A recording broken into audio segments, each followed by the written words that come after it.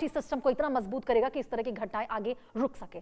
आगे बढ़ते हैं खबरों में। आपको बता दें, साल 2018 की एक ठंडी सुबह वॉशिंगटन के व्हाइट हाउस में बैठकर एक शख्स दुनिया के नक्शे पर अपनी उंगली फेर रहा था। नाम था डोनाल्ड ट्रंप। उनके सामने एक फाइल थी जिस पर लिखा था ईरान। ट्रंप ने एक इलाके में, आपको बता दें, कलम उठाई और एक झटके में वहां पे उसने कलम उठाई और दुनिया के सबसे बड़े परमाणु समझौते की फाड़ा और ऐलान कर दिया। अब ईरान को मेरी शर्तें झुकना होगा, मेरे सामने झुकना होगा, अलग थलग वरना कर दूंगा, ये तमाम बातें ट्रंप कहते हुए नजर आ रहे हैं। उससे जुड़े आपको एक खास रिपोर्ट दिखाते हैं।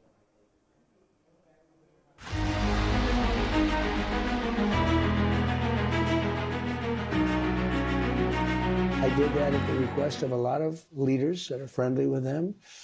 It's not going to matter for them. They're finished.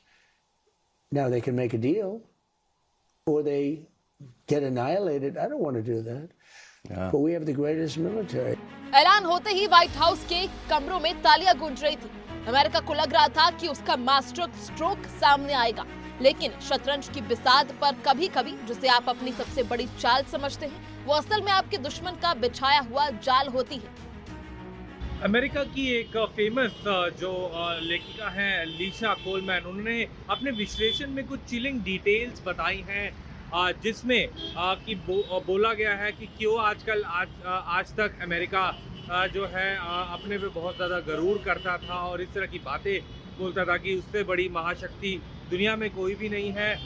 कैसे हमने देखा 1.5 महीना जब यूएस और अमेरिका और ईरान का युद्ध चला, तो कुछ ऐसा ईरान को डराने या ईरान को प्रेशर करने में अमेरिका जो है असफल रहा। अभी flew to Beijing because he needed something.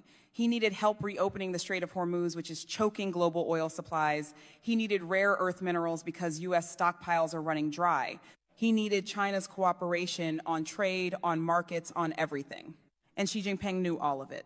So she basically told him, you want to bail out on Hormuz? You want our rare earths? You want us to calm down your CEOs in the markets? Fine. Then you will publicly surrender your position on Taiwan. That is the price. Trump walked in looking for a deal. He walked out looking like he saw a ghost. Trump ने जब मई 2018 में Iran परमाणु समझौते JCPOA को तोड़ा, तो दावा किया गया कि वो ईरान के यूरेनियम संवर्धन को शून्य पर ले आएंगे। लेकिन अंतर्राष्ट्रीय परमाणु ऊर्जा एजेंसी यानी IAEA के आंकड़े बताते हैं कि ट्रंप इसमें नाकाम रहे। ट्रंप के फैसले का असर, फैसले से पहले ईरान सिर्फ 3.67% तक यूरेनियम संवर्धित कर रहा था, लेकिन ट्रंप के हटते ही ईरान ने छलांग लगाई और यह आंकड़ा 60% शुद्धता तक पहुंच गया, जो कि परमाणु बम बनाने के बेहद करीब है। कूटनीति की भाषा में इसे मास्टर स्ट्रोक नहीं, बल्कि अपने ही पैरों पर कुल्हाड़ी मारना कहते हैं। कोलमैन की बात आपने सुनी और आंकड़े भी आपके सामने हैं, तो आपको समझ ही आ गया होगा कि हो क्या रहा है। अब ट्रंप के चीन दौरे के पीछे की पूरी कहानी समझिए। आपकी स्क्रीन पर दिख रही ये 3 तस्वीरें साफ कर रही हैं कि कैसे डोनाल्ड ट्रंप 2018 के एक फैसले के बाद 8 साल में इतने मजबूर हो गए कि उन्हें बीजिंग पहुंचना पड़ा। डोनाल्ड ट्रंप को लेने एयरपोर्ट पर जिनपिंग नहीं पहुंचे, फिर भी ट्रंप पूरे दल बल के साथ चीन के साथ डील चाह रहे हैं। जिनपिंग और ट्रंप जब एक साथ चल रहे हैं, तो आप खुद देखिए कैसे दोनों की बॉडी लैंग्वेज का अंतर साफ दिखाई दे रहा है। हर जगह ट्रंप में वो आत्मविश्वास नहीं दिख रहा जो दूसरे देशों में जाने पर दिखता है। तीसरी तस्वीर फैसले की है कि कैसे चीन ने ईरान के परमाणु संवर्धन और स्ट्रेट ऑफ हॉर्मुज को खोलने पर सहमति दे दी, लेकिन इसके बदले ट्रंप से क्या लिया? शायद ताइवान। मैक्सिमम प्रेशर यानी अधिकतम दबाव के उस नारे से जिसे ट्रंप ने अपनी कूटनीति का ब्रह्मास्त्र मान लिया। ट्रंप का गणित सीधा था, ईरान पर इतने अधिक प्रतिबंध लगा दो कि उसकी सांसें अटक जाए, उसका तेल बिकना बंद हो जाए और वो रोता हुआ वॉशिंगटन के कदमों में गिर जाए। We knocked out their entire Navy. We knocked out their entire Air Force. We knocked out all of their anti-aircraft weaponry. We knocked out all of their radar. We knocked out all of their leaders, number one, and then we knocked out all of their leaders in the 2nd Division, and we knocked out numerous of their leaders in the 3rd Division, and they're very confused. We've had a total victory except... लेकिन कूटनीति की किताब में एक पन्ना और था जिसे Trump पढ़ना शायद भूल गए। ईरान झुका नहीं। प्रतिबंधों की आग में तपकर ईरान ने अपने परमाणु सेंट्रीफ्यूज की रफ्तार को और तेज कर दिया। वो अमेरिका की हर धमकी पर मुस्कुराता रहा। नतीजा क्या हुआ? ट्रंप ने जिस चक्रव्यूह को ईरान के लिए बुना था, अमेरिका खुद उसकी दीवारों से टकराकर थकने लगा।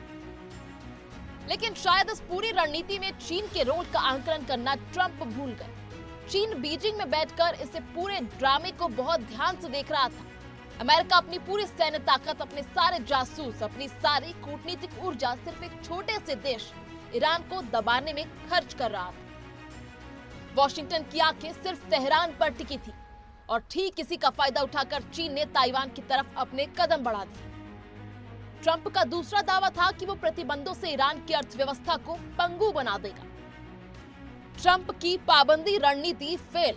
पाबंदियों के बाद ईरान का वैध तेल निर्यात जरूर गिरा, लेकिन यहीं पर चीन ने एंट्री मारी। ईरान ने चीन के साथ 25 साल का रणनीतिक और आर्थिक समझौता कर लिया। आज की तारीख में ईरान अपनी कुल क्षमता का 90% से ज्यादा कच्चा तेल सीधे चीन को भेज रहा है। ट्रंप की शर्मनाक हार। ईरान ने फंसाया, चीन ने लूटा। ईरान नीति पर ट्रंप की कूटनीतिक शिकस्त का पोस्टमार्टम। ईरान के चक्रव्यूह में फंसे ट्रंप, क्या चीन ने मार ली बाजी?